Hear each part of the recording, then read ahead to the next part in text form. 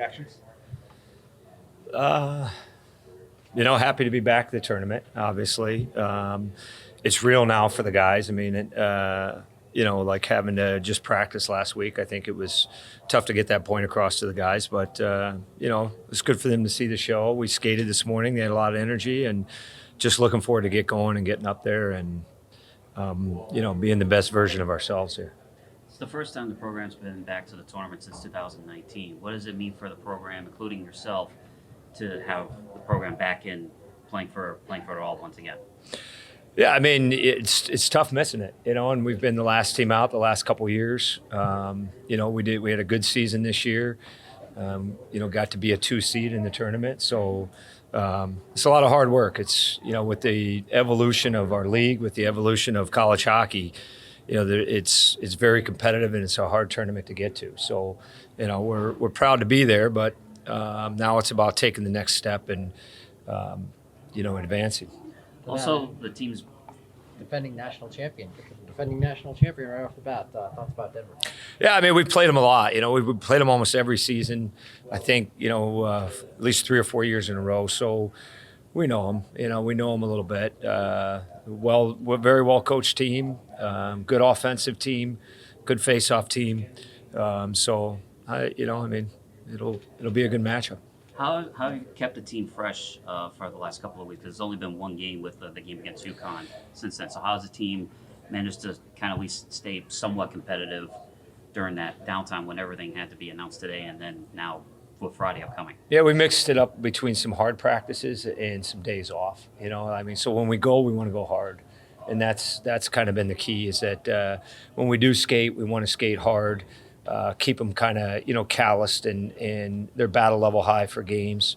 But we've also given them some off time too, where we didn't want them coming to the rink. We wanted them, resting and rehabbing their bodies. Knowing them as well as you do, is that a positive or a negative? It's a positive. I mean, I think they're a pretty direct team, and I think we've had some success against them in our building. So, I don't think it matters who you play this time of year. You're playing a good team. I think there's, I think when we won it in 2015, I felt like every team in our region could have won the national championship. So, you're playing good teams this time of year, and for us, it's about playing our best hockey. Your region as a whole, Nate, you got BC and Bentley in there as well. Curious to see Bentley. I've never watched them, never played against them. Curious to see Bentley. I'm sure BC. They're going to be rested also, and and they'll be firing. So, I do like the fact that I think we're probably the last game to be played at the quarterfinal stage. So I like the fact that the guys are going to be able to watch some games. We won't really watch the BC Bentley game as the players, but for them to be able to watch some games the day before, I think is going to, kind of help them, get acclimated to how fast the games can be, how the momentum changes can happen, and what's really important in those games. What kind of play does Denver provide, or what kind of challenges do they provide, and how will PC try to navigate that on Friday when the puck drops? Well, I think they're one of the highest scoring teams in the country, and they have a very good top line. But we've seen that in our league. They have Bouillon as a first-round pick. He's up for the Hobie Baker. He's a D that can really get going at the offensive blue line. But we've seen that with Cole Hudson in our league. So, they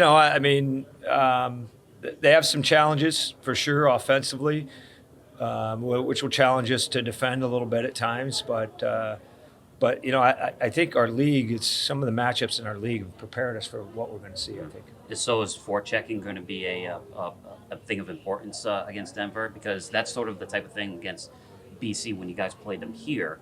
You forechecked really strong, just unfortunately the finish work wasn't there. But so will forechecking to try to keep you got to break teams like that up. Whether it's BC or Denver, you got to break them up. So, yeah.